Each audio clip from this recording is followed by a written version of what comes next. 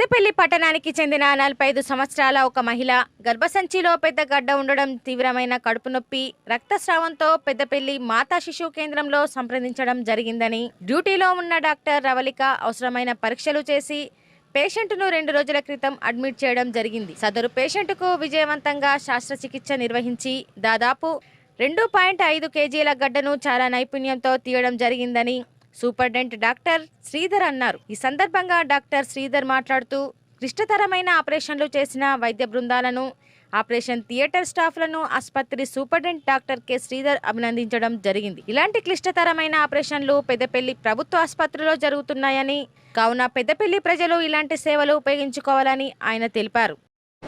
ఒక 40 ఏళ్ల మహిళ గర్భసంచి పెద్ద గడ్డలతో బాధపడుతూ మనకు కడుపు నొప్పితో గవర్నమెంట్ హాస్పిటల్ రావడం జరిగింది ఒక 3 రోజుల క్రితం.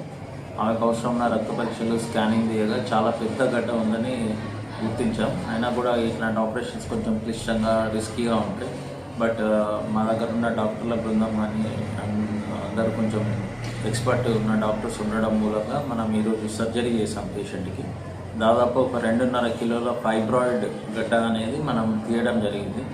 దీనివల్ల పేషెంట్కి రక్తస్రావం కానీ, కడుపు నొప్పి కానీ ఇలాంటి అవస్థలన్నీ నయమైపోతాయి. అండ్ ఇలాంటి ఫెసిలిటీస్ మనం ఆపరేషన్స్ మనం తరచుగా చేస్తున్నాము. సో ఈ ఫెసిలిటీస్ని ప్రజలందరూ వినియోగించుకోవాలని నేను కోరుకుంటున్నాను.